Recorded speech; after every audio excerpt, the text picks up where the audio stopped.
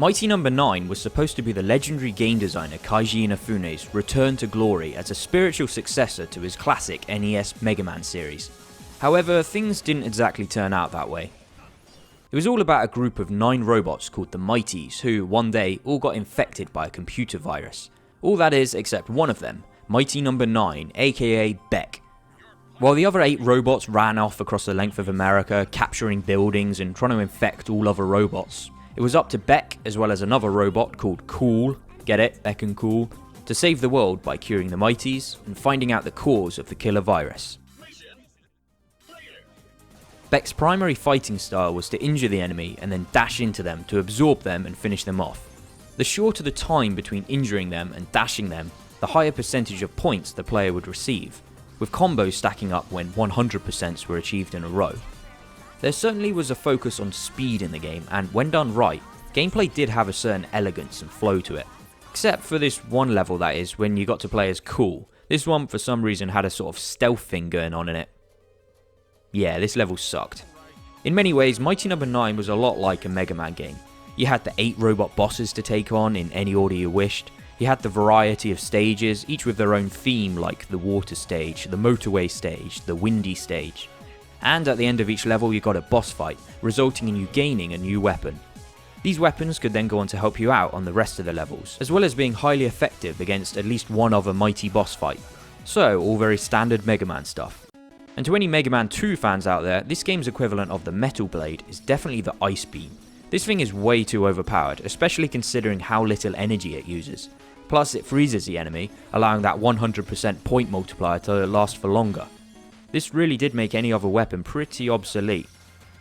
The game focused a lot on getting high scores and getting combos and stuff like that. Mega Man was never about getting a score, at least not after the first one, that is. Completing them was achievement enough because they were not easy games, and while Mighty No. 9 did provide some difficult parts, it was nowhere near as daunting as the Little Blue Bombers challenge.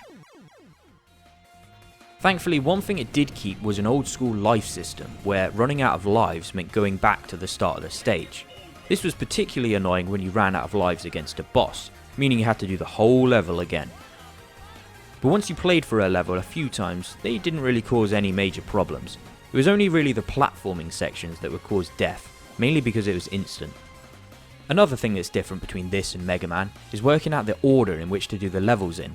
Half of the fun of Mega Man was working out which weapons were effective against which bosses, but in Mighty No. 9, the game made it very obvious by including on the level select screen an advice tab, which basically told you which weapon would work best on this level. It removed all the mystery and took away the chance to investigate and try out different techniques. One of the biggest problems of Mighty No. 9 though was that, for the most part, it was pretty bland. The levels did have some interesting parts, but nothing original. The graphics looked flat, like some cheap Saturday morning kids TV show. Not like some of the original concept art for the game. That looked awesome, why couldn't we have gotten this? The standard enemies were unimaginative and didn't have any sense of style or personality about them. The Mighties themselves were fine, each coming with their own voices and character traits. In fact, they were probably just as good as any robot master from a Mega Man game. And not only did you gain their weapons by defeating them, they actually then came along to join in the fight and help you out on the other levels. It felt like you were building up your own little robot army, as they could be seen in the background fighting or removing some obstacles that were in your way. It was a pretty cool idea and was something new. Plus it made a nice change to see them fighting someone else other than you for a change. It could perhaps be said that Mighty No. 9 had too high an expectation for it to ever possibly live up to. But forgetting its Mega Man roots for a second, everything about it was distinctly average. Even the music, one of the key staples of a great classic side-scroller, was nothing memorable here. Although it was nice to have the option to make it all play in 8-bit. Hopefully we will get another Mighty No. 9, but next time with all the necessary improvements needed to raise this series from something okay to something great.